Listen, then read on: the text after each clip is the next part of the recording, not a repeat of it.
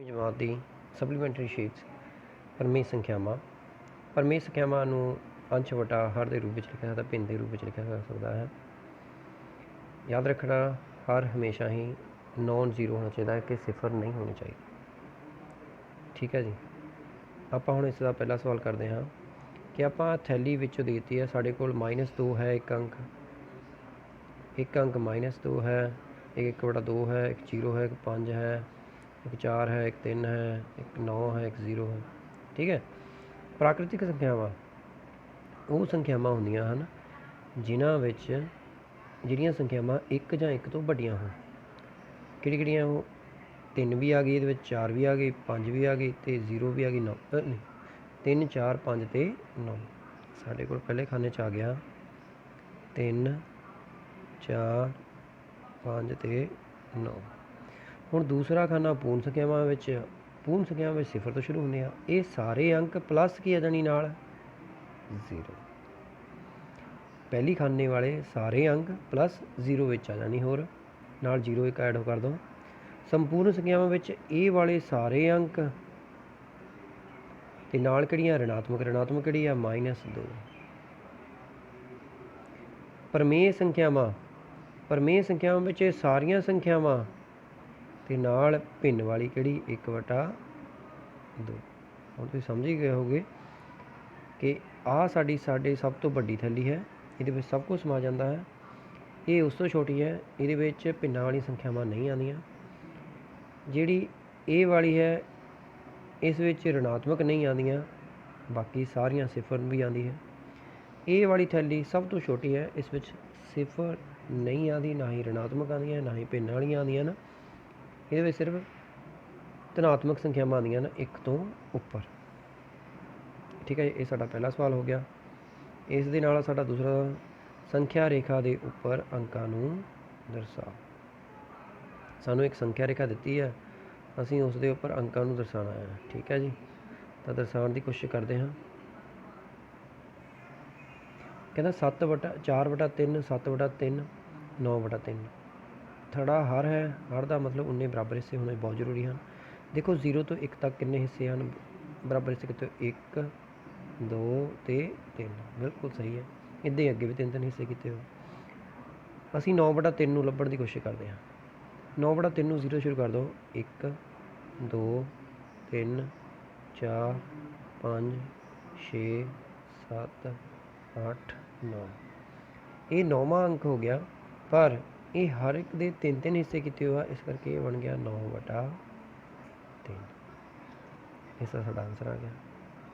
ਇਹ ਵਾਲੀ ਜਿਹੜੀ ਲਾਈਨ ਹੈ, ਇਹ 9/3 ਹੈ। ਇਸ ਤਰ੍ਹਾਂ ਬਾਕੀ ਕੱਢ ਲੈਣਾ ਹੈ ਆਪਾਂ। ਬਸ ਜਿੰਨਾ ਹਰ ਹੋਵੇ ਉਨੇ ਬਰਾਬਰ ਹਿੱਸੇ ਬਣਾਉਣੇ ਬਹੁਤ ਹੀ ਜ਼ਰੂਰੀ ਹੈ। ਅਗਲਾ ਸਵਾਲ ਹੈਗਾ, ਆਪਾਂ ਮਿਲਾਣਾ ਆ। ਠੀਕ ਹੈ ਨਾ, ਦੋ ਸੰਖਿਆਵਾਂ ਦੇ ਵਿਚਕਾਰ ਪਰਮੇਯ ਸੰਖਿਆ ਲਿਖਣੀ ਹੈ। ਦੋ ਸੰਖਿਆਵਾਂ ਦੇ ਵਿਚਕਾਰ, ਜਦੋਂ ਵੀ ਵਿਚਕਾਰ ਲਿਖਣੀ ਹੋਵੇ ਤਾਂ ਦੋਨਾਂ ਨੂੰ ਜੋੜ ਦਿਓ ਅਤੇ 2 ਨਾਲ ਭਾਗ ਕਰ ਦਿਓ। ਜਿਵੇਂ 0 ਤੋਂ 2 ਦੇ ਵਿਚਕਾਰ ਪਰਮੇਯ ਸੰਖਿਆ ਲਿਖਣੀ ਹੈ ਤਾਂ 0 ਤੋਂ 2 ਨੂੰ ਜੋੜ ਦਿਓ ਅਤੇ ਜਿੰਨਾ ਉੱਤਰ ਆਵੇ ਉਹਨੂੰ 2 ਨਾਲ ਭਾਗ ਕਰ ਦਿਓ। ਸਿਫਰ ਦਾ ਉਲਟ ਕ੍ਰਮ ਹਮੇਸ਼ਾ ਯਾਦ ਰੱਖਣਾ ਕਿ ਸਿਫਰ ਦਾ ਕੋਈ ਵੀ ਉਲਟ ਕ੍ਰਮ ਨਹੀਂ ਹੁੰਦਾ। ਕਿਸੇ ਵੀ ਅੰਕ ਨੂੰ ਸਿਫਰ ਨਾਲ ਭਾਗ ਨਹੀਂ ਕੀਤਾ ਜਾ ਸਕਦਾ। ਹਰ ਹਮੇਸ਼ਾ ਭਾਗ ਕਰਦਾ ਹੁੰਦਾ ਅੰਸ਼ ਨੂੰ। ਸੰਖਿਆ 1 ਦਾ ਉਲਟ ਕ੍ਰਮ। 1 ਦਾ ਉਲਟ ਕ੍ਰਮ ਤੁਹਾਨੂੰ ਜ਼ਿਆਦਾ ਪਤਾ ਹੀ ਹੈ ਕਿ 1 ਜੇਕਰ ਲਿਖਿਆ ਹੈ ਤਾਂ ਅਸੀਂ ਉਹਨੂੰ ਲਿਖ ਸਕਦੇ ਹਾਂ 1/1। ਇਹਦਾ ਮਤਲਬ 1 ਦਾ ਉਲਟ ਕ੍ਰਮ ਵੀ ਕੀ ਹੋਇਆ? 1 ਹੀ ਹੋਇਆ। -5/9 ਦਾ ਜੁੜਾਤਮਕ ਉਲਟ ਵਿੱਚ ਸਿਰਫ ਨਿਸ਼ਾਨ ਬਣਨਾ ਹੈ। ਇਹ ਮਾਈਨਸ ਦੀ ਸੰਖਿਆ ਹੈ ਅਤੇ ਇਹ ਕਿਹੜੀ ਹੋ ਜਾਵੇਗੀ? ਪਲੱਸ ਦੀ। ਇਸ ਤਰ੍ਹਾਂ ਸਾਡਾ ਇਹ ਤੀਸਰਾ ਸਵਾਲ ਵੀ ਹੱਲ ਹੋ ਗਿਆ। ਅਗਲਾ ਚੌਥਾ, -3/4 ਨੂੰ ਸੰਖਿਆ ਰੇਖਾ 'ਤੇ ਦਰਸਾਉਣ ਲਈ 0 ਤੋਂ -1 ਤੱਕ ਦੀ ਦੂਰੀ ਨੂੰ ਕਿੰਨੇ ਭਾਗਾਂ ਵਿੱਚ ਵੰਡਣਾ ਪਵੇ? ਤੁਹਾਨੂੰ ਮੈਂ ਪਹਿਲੇ ਦੱਸ ਕੇ ਹਟਿਆ ਕਿ ਜਿੰਨਾ ਹਰ ਹੋਵੇ ਉਨੇ ਭਾਗ ਬਣਾਉਣੇ ਜ਼ਰੂਰੀ ਹੁੰਦੇ ਹਨ। ਇਹਦਾ ਮਤਲਬ ਇਹਦੇ ਥੱਲੇ 4 ਹੈ ਤਾਂ ਕਿੰਨੇ ਭਾਗ ਬਣਾਉਣੇ ਪੈਣਗੇ? 4 ਬਰਾਬਰ ਭਾਗਾਂ ਵਿੱਚ ਵੰਡਣ ਲਈ ਸਭ ਤੋਂ ਪਹਿਲਾਂ 2 ਭਾਗਾਂ ਵਿੱਚ ਵੰਡੋ, ਫਿਰ ਉਹਨਾਂ ਨੂੰ ਅਗਲੇ 2 ਭਾਗਾਂ ਵਿੱਚ ਵੰਡ ਦਿਓ। ਇੱਦਾਂ ਹੀ ਇੱਧਰ ਨੂੰ। ਹੁਣ ਇਹ ਰਿਣਾਤਮਕ ਸੰਖਿਆ ਹੈ, ਇਸ ਕਰਕੇ ਇਹ 0 ਤੋਂ ਇੱਧਰਲੇ ਪਾਸੇ ਹੀ ਆਵੇਗੀ, ਹੋਰ ਕਿਸੇ ਪਾਸੇ ਨਹੀਂ ਆਵੇਗੀ। ਹੁਣ 3 ਤੱਕ ਜਾਣਾ ਹੈ। 1 2 ਤੇ ਆ ਬਣ ਗਈ ਇਹ ਵਾਲੀ ਸੰਖਿਆ -3/4। ਇਹ ਹੈ ਸਾਡੀ -3/4। ਮੈਨੂੰ ਲੱਗਦਾ ਤੁਸੀਂ ਸਮਝ ਗਏ ਹੋਗੇ ਕਿਸ ਤਰ੍ਹਾਂ ਕਰਨੇ ਹੁੰਦੇ ਹਨ ਇਹ ਸਵਾਲ। ਅਗਲਾ ਸਵਾਲ 5ਵਾਂ ਕਹਿੰਦਾ -6/13 ਨੂੰ -4/13 ਦੇ ਉਲਟ ਕ੍ਰਮ ਨਾਲ ਗੁਣਾ ਕਰਨਾ ਹੈ। ਹੁਣ ਤੁਹਾਡੇ ਕੋਲ ਦੋ ਸੰਖਿਆਵਾਂ ਹਨ, ਠੀਕ ਹੈ। 6/13 ਨੂੰ ਤੁਸੀਂ ਗੁਣਾ ਕਰਨਾ ਹੈ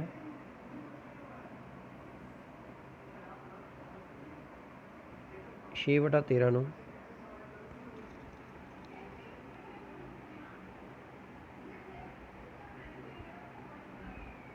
ਦੇ ਉਲਟ ਕ੍ਰਮ ਨਾਲ। ਉਲਟ ਕ੍ਰਮ ਮੀਨਸ ਉਲਟਾਣਾ। ਉਲਟ ਕ੍ਰਮ ਬੋਲਿਆ ਉਹਨੇ, ਜੜਾਤਮਕ ਉਲਟ ਨਹੀਂ ਬੋਲਿਆ। ਉਲਟ ਕ੍ਰਮ ਮੀਨਸ ਸੰਖਿਆ ਨੂੰ ਕੀ ਕਰ ਦਿਓ, ਉਲਟਾ ਦਿਓ। 13 ਨਾਲ 13 ਕੱਟ ਗਏ, ਇੱਕ ਅੰਸ਼ਾ ਇੱਕ ਹਾਰਾ, ਇਸ ਕਰਕੇ ਗੁਣਾ ਕਰਨ ਵੇਲੇ ਕੱਟ ਜਾਂਦੇ ਆ, ਜੋੜ ਕਰਨ ਵੇਲੇ ਨਹੀਂ, ਸਿਰਫ ਗੁਣਾ ਕਰਨ ਵੇਲੇ ਕੱਟਦੇ ਆ ਜੇਕਰ ਅੰਸ਼ ਤੇ ਹਾਰ ਬਰਾਬਰ ਹੋਣ।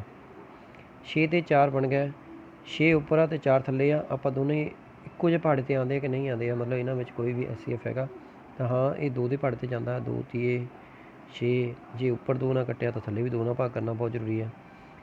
ਹੁਣ ਜਿਹੜਾ ਮਾਈਨਸ ਦਾ ਚਿੰਨ੍ਹ ਆ ਉਹ ਨਾ ਉੱਪਰ ਆਵੇਗਾ ਨਾ ਥੱਲੇ, ਸੈਂਟਰ ਵਿੱਚ ਲਗਾ ਦਿੱਤਾ ਜਾਵੇ।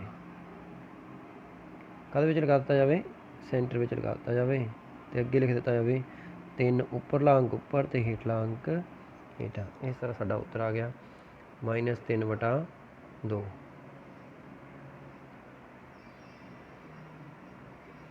ਅਗਲਾ ਸਵਾਲ ਤੁਹਾਡਾ ਹੈ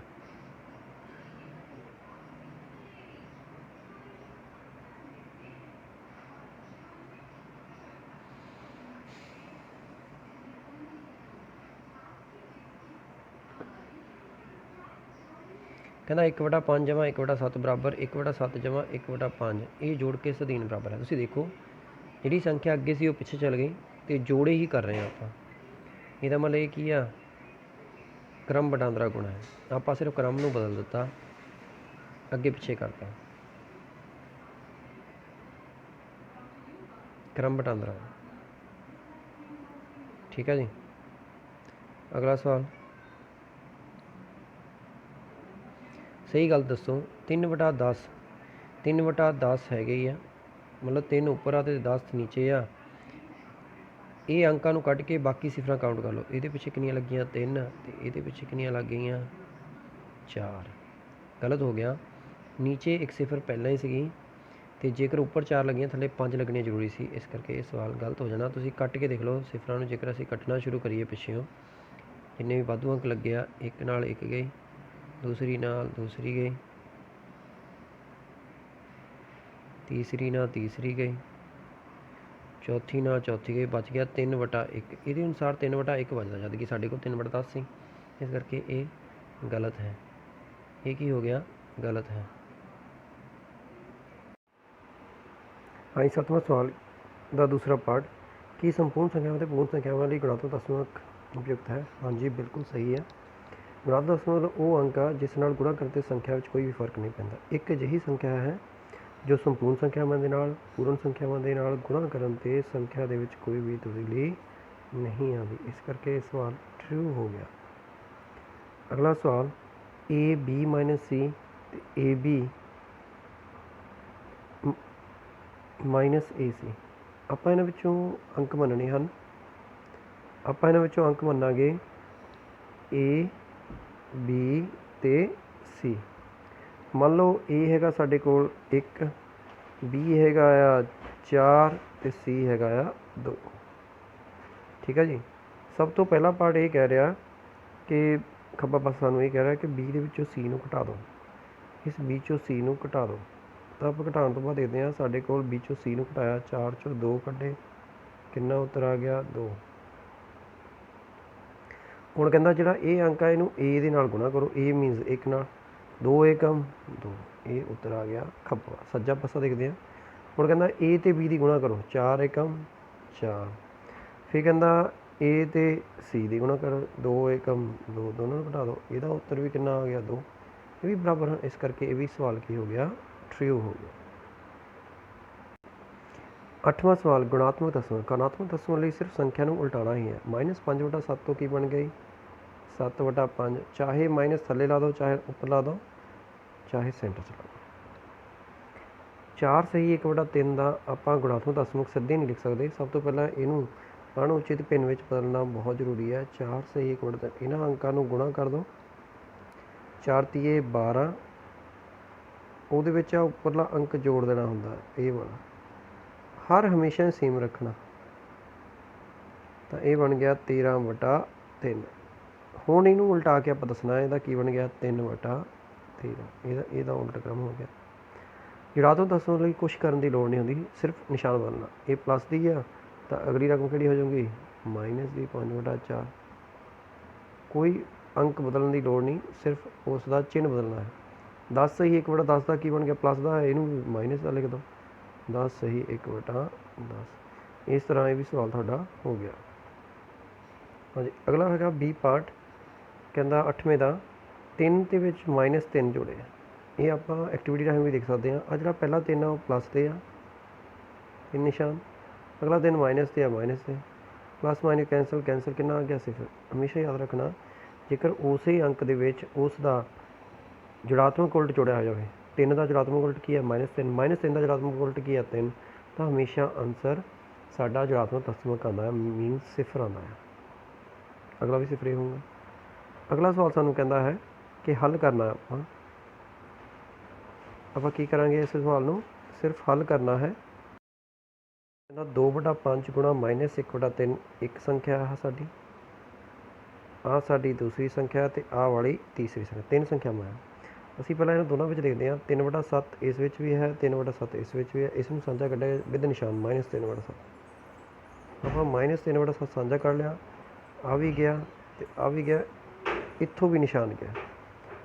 इत्थे बच गया 2/5, इत्थों माइनस चला गया, इत्थे बच गया प्लस, ये भी बन गया 3/5। नाल -1/14 वो एज इट इज़ चलता रहेगा। ठीक है, अगली चीज़ देखते हैं कि जेकर हर बराबर हो तो एक बार लिखना है, तो अंशां नूं जोड़ करना जोड़ कर दो, जेकर जोड़ होता है जे घटाओ दी घटाओ कर दो।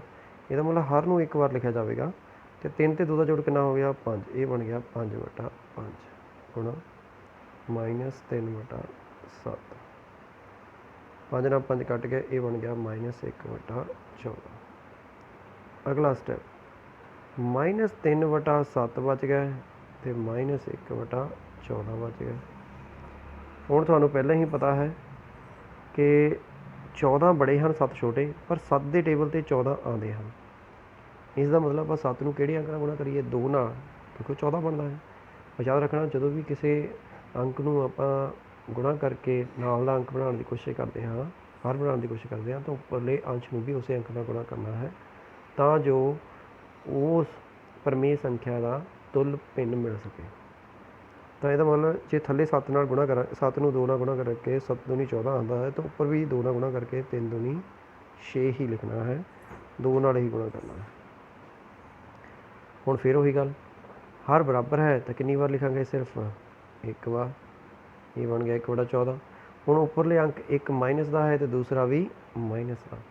तुहानूं पता जो दोनों ही माइनस है तो आंसर भी माइनस का होएगा, तो ये जुड़ जाएंगे क्योंकि दोनों माइनस है। 6 ते 1 7 माइनस आ। और 7 दे पढ़ 7 1 7 7 दूनी 14, तो आंसर आ गया -1/2। ठीक है जी। इस तरह 10वां सवाल उस वंडकारी गुण वरतना है, क्योंकि 2 अंक इक्को जिहे हैं 7/5 7/5। ये 2 संख्यावां हैं, एक ए वाली तो एक ए वाली। दोनों में साझा की है 7/5। पहला इसनूं ही लिख लिया जाए, गुणा का निशान, गुणा भी गई 7/5 भी गया, 7/5 भी गुणा, बाकी जो बच गया लिख दो। इत्थे बच गया -3/12 तो उत्थे बच गया +5/12। हुण फिर वही काम, जेकर हर बराबर है तो कितनी बार लिखना है, एक बार। 7/5 गुणा, इत्थे हर बराबर है 12, पर हुण उपरले अंश देखो यार ध्यान नाल, एक प्लस का तो एक माइनस का। जे एक प्लस का तो एक माइनस, दोनों के चिन्ह उल्टे होने तो घटाओ करनी है। 5 3 कढ़े 2। हुण वड्डा 5 है तो उसका निशान प्लस का है, प्लस लाने की लोड़ नहीं होंगी, क्योंकि ये समझ ही होंगी है कि जे संख्या के मूहरे कोई चिन्ह नहीं लगा तो प्लस का ही है। ਹੁਣ ਅੱਗੇ ਦੇਖਦੇ ਹਾਂ ਆਪਾਂ ਟੇਬਲ। 2 ਦਾ ਪਾਣਾ 2 ਏਕਮ 2 2 ਛਿਕੇ 12। ਹੁਣ ਅੰਸ਼ ਨੂੰ ਅੰਸ਼ ਨਾਲ ਗੁਣਾ ਕਰ ਦਿਓ 7 ਏਕਮ 7, ਹਰ ਨੂੰ ਹਰ ਨਾਲ ਕਰ ਦਿਓ 6 50 30। ਇਸ ਨਾਲ ਸਾਨੂੰ ਆਪਣਾ ਆਨਸਰ ਪ੍ਰਾਪਤ ਹੋ ਗਿਆ। ਅਤੇ 3/5 ਦੇ ਵਿਚਕਾਰ ਪੰਜਵੀਂ ਸੰਖਿਆ ਜਦੋਂ ਕਦੇ ਵਿਚਕਾਰ ਲਿਖਣੀ ਹੈ ਤਾਂ ਵਿਚਕਾਰ ਲਿਖਣ ਲਈ ਆਪਾਂ ਪਹਿਲਾਂ ਵੀ ਕੀਤਾ ਕਿ ਉਹਨਾਂ ਅੰਕਾਂ ਨੂੰ ਜੋੜ ਦਿਓ। ਜੋੜ ਕੇ ਦਿੰਦੇ ਹਾਂ ਆਪਾਂ। ਹਰ ਬਰਾਬਰ ਹੈ ਤਾਂ ਹਰ ਬਰਾਬਰ ਹੋ ਗਿਆ। ਇੱਕ ਵਾਰ ਲਿਖ ਲਿਆ 5, 3 ਤੇ ਜੋੜ 2 ਦਾ ਜੋੜ ਕਿੰਨਾ ਹੋ ਗਿਆ 5, 5 ਨਾਲ 5 ਕੱਟ ਗਿਆ 1। ਜਿੰਨਾ ਵੀ ਉੱਤਰ ਆਇਆ ਇਹਨੂੰ ਆਪਾਂ 1/1 ਵੀ ਲਿਖ ਸਕਦੇ ਹਾਂ। ਜਿੰਨਾ ਵੀ ਉੱਤਰ ਆਇਆ ਉਹਦੇ ਹਰ ਨੂੰ 2 ਨਾਲ ਗੁਣਾ ਕਰ ਦੇਣਾ। ਹਰ ਕਿੰਨਾ ਹੈ 1, ਇਹਨੂੰ 2 ਨਾਲ ਗੁਣਾ ਕਰਕੇ ਕਿੰਨਾ ਆ ਗਿਆ 1/2। ਇਹ ਸਾਡੀ ਪਹਿਲੀ ਸੰਖਿਆ ਆ ਗਈ ਜਿਹੜੀ ਇਹਨਾਂ ਦੇ ਵਿਚਕਾਰ। 1/2 ਸਾਡੀ ਪਹਿਲੀ ਸੰਖਿਆ ਆ ਗਈ ਇਹਨਾਂ ਦੇ ਵਿਚਕਾਰ। ਅਗਲੀ ਸੰਖਿਆਵਾਂ ਲਿਖਣ ਲਈ ਸਾਨੂੰ ਇਹਨਾਂ ਦੇ ਵਿਚਕਾਰ ਅਤੇ ਇਹਨਾਂ ਦੇ ਵਿਚਕਾਰ ਲੱਭਣੀ ਪੈਣੀ ਹੈ। ਇਹਨਾਂ ਦੋਨੋਂ ਨੂੰ ਜੋੜ ਕਰਨਾ ਪੈਣਾ। ਸਭ ਤੋਂ ਪਹਿਲਾਂ ਬਰਾਬਰ ਕਰਨੇ ਪੈਣਗੇ ਹਰ। ਇਹਦੇ ਕੋਲ 5 ਆ, ਇਹਦੇ ਕੋਲ 5, ਇਹਦੇ ਕੋਲ 2 ਆ। ਹੁਣ 5 ਅਤੇ 2, 2 ਦੇ ਪਹਾੜੇ 'ਤੇ 5 ਨਹੀਂ ਆਉਂਦਾ, 5 ਦੇ ਪਹਾੜੇ 'ਤੇ 2 ਨਹੀਂ ਆਉਂਦਾ। ਆਪਾਂ ਇਹਨਾਂ ਦੋਨੋਂ ਦਾ ਸਾਂਝਾ ਪਹਿਲਾ ਲਸਵ ਦੇਖਣਾ ਹੁੰਦਾ, ਮਤਲਬ ਅਧਿਕਤਮ ਗੁਣ 'ਚ ਦੇਖਣਾ ਹੁੰਦਾ। ਕਿਹੜਾ ਹੁੰਦਾ ਸਭ ਤੋਂ ਛੋਟਾ ਗੁਣ 'ਚ ਦੇਖਣਾ ਹੁੰਦਾ। 2 ਦੇ ਪਹਾੜੇ 'ਤੇ ਪੜ੍ਹਦੇ ਜਾਈਏ ਤਾਂ 10 ਆਉਂਦਾ ਆ ਅਤੇ 5 ਦੇ ਪਹਾੜੇ 'ਤੇ ਵੀ 10 ਆਉਂਦਾ ਹੈ। ਇਹ ਪਹਿਲਾ ਛੋਟਾ ਗੁਣ ਜਿਹਾ ਜਿਹੜਾ ਇਹਨਾਂ ਦੋਨਾਂ ਵਿੱਚ ਬਰਾਬਰ ਹੈ। ਇਸ ਕਰਕੇ ਆਪਾਂ ਇਹਨਾਂ ਦੇ ਹਰ ਨੂੰ 10 ਬਣਾਉਣ ਦੀ ਕੋਸ਼ਿਸ਼ ਕਰਨੀ ਹੈ। ਜੇ ਆਪਾਂ ਪਹਿਲੇ ਦੇ ਹਰ ਨੂੰ 10 ਬਣਾਉਣ ਦੀ ਕੋਸ਼ਿਸ਼ ਕਰੀਏ ਤਾਂ ਕਾਹਨਾਂ ਗੁਣਾ ਕਰਾਂਗੇ 2 ਨਾਲ। ਤੁਹਾਨੂੰ ਦੱਸਿਆ ਕਿ ਜਦੋਂ ਵੀ ਹਰ ਨੂੰ ਗੁਣਾ ਕਰਨਾ ਆ ਤਾਂ ਅੰਸ਼ ਨੂੰ ਵੀ ਉਸੇ ਅੰਕ ਨਾਲ ਗੁਣਾ ਕਰਨਾ। ਇਹ ਬਣ ਗਿਆ 2 ਦੂਣੀ 4/10। ਇਹ ਬਣ ਗਿਆ ਇਹਨੂੰ 5 ਨਾਲ ਕਰਨਾ ਪੈਣਾ। ਇਹ ਬਣ ਗਿਆ 5/10। ਇਹਨੂੰ 2 ਨਾਲ 3 ਦੂਣੀ ਇਹ ਬਣ ਗਿਆ 6/10। 4 5 ਅਤੇ 6। ਹੁਣ ਇਹਨਾਂ ਦੋਨਾਂ ਦੇ ਵਿਚਕਾਰ ਦੇਖਣਾ ਹੈ। ਦੋਨਾਂ ਨੂੰ ਐਡ ਕਰ ਦਿਓ। ਤੁਹਾਨੂੰ ਪਤਾ ਹੈ ਕਿ ਹਰ ਬਰਾਬਰ ਹੈ। 10 4 ਅਤੇ 5 ਕਿੰਨਾ ਹੋ ਗਿਆ 9। 9/10। ਤੁਹਾਨੂੰ ਕਿਹਾ ਇਹਦੇ ਵਿਚਕਾਰ ਦੇਖਣਾ ਤਾਂ ਥਰਡ ਦਾ ਦੁੱਗਣਾ ਕਰ ਦਿਓ। 10 ਦੂਣਾ 20। ਤਾਂ ਇਹਦਾ ਮਤਲਬ ਇਹ ਬਣ ਗਿਆ 4/10 9/20 5/10। ਹੁਣ ਇਹਨਾਂ ਦੋਨਾਂ ਦੇ ਵਿਚਕਾਰ ਇਹਨਾਂ ਦੋਨਾਂ ਦਾ ਵੀ ਹਰ ਕਿੰਨਾ ਹੈ 10 ਹੈ ਤਾਂ 6 ਅਤੇ 5 ਦਾ ਜੋੜ ਕਿੰਨਾ ਹੋ ਗਿਆ 11/10। ਹੁਣ ਇਹਦਾ ਵਿਚਕਾਰਲਾ ਦੇਖਣਾ ਹੈ ਤਾਂ ਥੱਲੜੀ ਨੂੰ ਡਬਲ ਕਰ ਦੇਣਾ ਬਸ। 10 ਦੂਣਾ 20। ਇਹ ਬਣ ਗਿਆ 11/20 ਨਾਲ ਕੀ ਬਚਣਾ 6/10। ਇਸੇ ਤਰ੍ਹਾਂ ਤੁਸੀਂ ਬਾਕੀ ਵੀ ਕੱਢ ਸਕਦੇ ਹੋ। ਮੈਨੂੰ ਲੱਗਦਾ ਤੁਹਾਨੂੰ ਸਮਝ ਲੱਗ ਗਿਆ ਹੋਵੇਗਾ।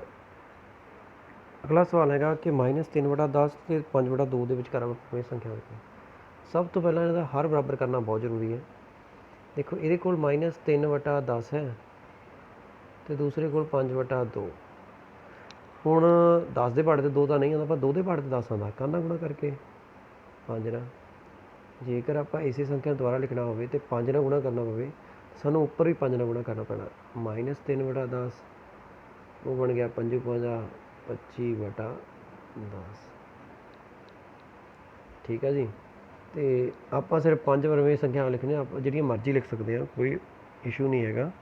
ਚਾਹੇ ਜਿੱਦਾਂ ਆਪਾਂ ਪਹਿਲਾਂ ਜੋੜ ਕਰਦੇ ਸੀਗੇ ਉਸ ਤਰ੍ਹਾਂ ਕਰ ਲਓ। ਜਿਵੇਂ ਦੋਨਾਂ ਦਾ ਹਰ ਕਿੰਨਾ ਆ ਗਿਆ, ਪਹਿਲਾਂ 10 ਆ ਗਿਆ ਅਤੇ 25 ਅਤੇ 3 ਦਾ ਜੋੜ। ਹੁਣ ਇੱਕ ਰਕਮ ਪਲੱਸ ਦੀ ਇੱਕ ਮਾਈਨਸ। 25 ਚੋਂ 3 ਗਏ ਕਿੰਨੇ ਬਚ ਗਏ 22। 22/10। ਹੁਣ ਤੁਹਾਨੂੰ ਪਤਾ ਹੈ ਕਿ ਇਹ 2 'ਤੇ ਕੱਢਦਾ, ਇਹ 11 ਦੂਣਾ 22, ਇਹ 2 5 10। ਅਗਲੀ ਚੀਜ਼ ਹੁਣ ਜਦੋਂ ਤੁਸੀਂ ਇਹਨਾਂ ਦੇ ਵਿਚਕਾਰਲਾ ਮੀਡੀਅਨ ਕੱਢਣਾ ਹੈ ਤਾਂ 2 ਨਾਲ ਭਾਗ ਕਰਨਾ ਵੀ ਜ਼ਰੂਰੀ ਹੁੰਦਾ। ਮਤਲਬ ਹਰ ਨੂੰ 2 ਨਾਲ ਗੁਣਾ ਕਰਨਾ ਜ਼ਰੂਰੀ ਹੁੰਦਾ। ਇਹਦਾ ਮਤਲਬ ਅਗਲੀ ਸੰਖਿਆ ਕਿਹੜੀ ਬਣ ਗਈ 11/10। 11/10 ਇਹ ਪਹਿਲੀ ਸੰਖਿਆ ਹੈ ਜਿਹੜੀ ਇਹਨਾਂ ਦੋਨਾਂ ਦੇ ਵਿਚਕਾਰ ਆ। ਫਿਰ ਇਸੇ ਤਰ੍ਹਾਂ ਅੱਗੇ ਕਰਦੇ ਰਹਿਣਾ ਤੁਸੀਂ ਕਿ -3/10 11/10 ਦੇ ਵਿਚਕਾਰ ਕੱਢ ਲੈਣੀ ਆ ਅਤੇ 11/10 ਅਤੇ 5/2 ਦੇ ਵਿਚਕਾਰ ਕੱਢਣੀ, ਜਿਵੇਂ ਆਪਾਂ ਉੱਪਰ ਕਰਕੇ ਹੀ ਆਏ ਹਾਂ। ਬਸ ਹਰ ਨੂੰ ਬਰਾਬਰ ਕਰਨਾ ਬਹੁਤ ਜ਼ਰੂਰੀ ਹੈ। ਉਸ ਤੋਂ ਬਾਅਦ ਹੀ ਆਪਾਂ ਜੋੜ ਘਟਾਓ ਕਰ ਸਕਦੇ ਹਾਂ।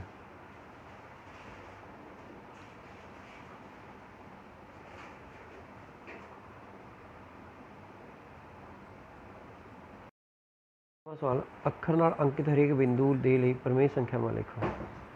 ਕਹਿੰਦਾ 0 ਅਤੇ 2/5 ਦੇ ਵਿਚਕਾਰ ਲਿਖਣੀ ਹੈ। ਦੇਖੋ ਹਰ ਬਰਾਬਰ ਹੋ ਗਿਆ, ਕਿੰਨਾ ਹੋ ਗਿਆ 5। ਉੱਪਰਲੀਆਂ ਸੰਖਿਆਵਾਂ ਦਾ ਜੋੜ ਕਰ ਦਿਓ। 0 ਅਤੇ 2 ਦਾ ਜੋੜ ਕਿੰਨਾ ਹੋ ਗਿਆ 2। ਅਗਲੀ ਚੀਜ਼ ਤੁਹਾਨੂੰ ਮੈਂ ਦੱਸੀ ਸੀਗੀ ਕਿ ਇਹਦਾ ਹਾਫ ਕਰਨਾ ਮਤਲਬ ਅੱਧ ਕਰਨਾ ਹੁੰਦਾ ਹੈ।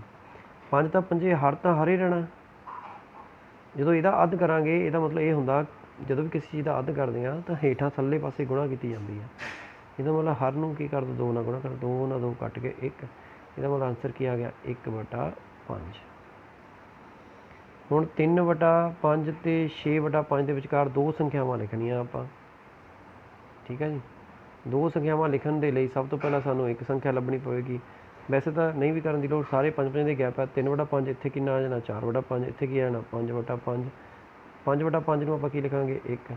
6/5 7/5, ਇਹ 8/5, ਇਹ 9/5 ਅਤੇ ਇਹ ਆਖਰ ਵਾਲੀ ਕਿੰਨੀ ਹੋਵੇਗੀ 10/5। ਸਾਰੇ 5 ਦੇ ਗੈਪ ਹਨ ਨਾ, ਇਸ ਲਈ ਪਹਿਲੀ 0/5, ਇਹ 1/5, ਇਹ 2/5, 4/5, ਇਹ 5/5, 5/5 ਨੂੰ 1 ਬਣਨਾ। 6/5 7/5, 8/5, 9/5, 10/5, 11/5, 12/5, 13/5, ਇਹ ਅਤੇ ਇਹ 14/5। ਇਸ ਤਰ੍ਹਾਂ ਇਹ ਹੋ ਗਿਆ ਆਪਣਾ ਹੱਲ। 14ਵਾਂ ਸਵਾਲ, ਪਰਮੇਯ ਸੰਖਿਆ -3/11 ਨੂੰ 9/27 ਦੇ ਗੁਣਾਤਮਕ ਉਲਟ ਕ੍ਰਮ ਨਾਲ ਭਾਗ ਕਰੋ। ਕਹਿੰਦਾ -3/11 ਨੂੰ ਆਪਾਂ ਭਾਗ ਕਰਨਾ ਹੈ 9/27 ਦੇ ਗੁਣਾਤਮਕ ਉਲਟ ਕ੍ਰਮ ਨਾਲ। ਇਹਦਾ ਉਲਟ ਕ੍ਰਮ ਕਿੰਨਾ ਹੋ ਗਿਆ 27/9। ਇਹਦਾ ਪਤਾ ਹੀ ਆ ਤੁਹਾਨੂੰ ਕਿ ਆਪਾਂ ਜੇ ਇਸ ਸੰਖਿਆ ਦਾ ਉਲਟ ਕ੍ਰਮ ਲਿਖਣਾ ਆ ਤਾਂ 27/9 ਆਏਗਾ ਗੁਣਾਤਮਕ ਉਲਟ ਕ੍ਰਮ। ਹੁਣ ਸਾਨੂੰ ਪਤਾ ਹੈ ਕਿ ਭਾਗ ਨਹੀਂ ਆਪਾਂ ਕਰ ਸਕਦੇ ਹਾਂ ਪਰਮੇਯ ਸੰਖਿਆ ਨਾਲ, ਆਪਾਂ ਨੂੰ ਇਹਨੂੰ ਗੁਣਾ ਵਿੱਚ ਬਦਲਣਾ ਪੈਂਦਾ ਹੈ। ਜਦੋਂ ਵੀ ਗੁਣਾ ਵਿੱਚ ਜਦੋਂ ਵੀ ਇਹ ਚਿੰਨ੍ਹ ਸੈਕਿੰਡ ਭਾਗ ਤੋਂ ਗੁਣਾ ਦਾ ਹੁੰਦਾ ਜਾਂ ਗੁਣਾ ਤੋਂ ਭਾਗ ਦਾ ਹੁੰਦਾ ਹੈ, ਉਸ ਤੋਂ ਤੁਰੰਤ ਬਾਅਦ ਪਿਛਲੀ ਸੰਖਿਆ ਦਾ ਉਲਟ ਕ੍ਰਮ ਲਿਖਣਾ ਬਹੁਤ ਜ਼ਰੂਰੀ ਹੈ। ਤਾਂ ਹੁਣ ਆਪਾਂ ਇੱਥੇ 27/9 ਨਹੀਂ ਲਿਖ ਸਕਦੇ ਕਿਉਂਕਿ ਭਾਗ ਨੂੰ ਅਸੀਂ ਗੁਣਾ ਵਿੱਚ ਬਦਲਤਾ ਹੈ। ਇਸ ਨੂੰ ਅਸੀਂ ਲਿਖਾਂਗੇ 9/27। 9 ਦੇ ਪਹਾੜੇ 'ਤੇ 9 1 9 9 ਤੀਆ 27। ਇਹ ਬਣ ਗਿਆ ਉੱਪਰ 1 ਆ ਨੀਚੇ 3 ਆ, ਪਰ ਇੱਥੇ ਨੀਚੇ 3 ਆ ਅਤੇ ਇੱਥੇ ਉੱਪਰ 3 ਆ। ਤੁਹਾਨੂੰ ਦਿਖਦਾ ਹੀ ਹੈ ਇੱਥੇ ਉੱਪਰ 3 ਆ ਇੱਥੇ ਨੀਚੇ 3 ਆ, ਇਹਦਾ ਮਤਲਬ ਇਹ ਵੀ ਕੈਂਸਲ ਹੋ ਗਿਆ, ਗੁਣਾ ਹੋ ਰਿਹਾ ਨਾ। ਬਚ ਕੀ ਗਿਆ ਸਾਡੇ ਕੋਲ -1 -1/11। ਠੀਕ ਹੈ ਜੀ।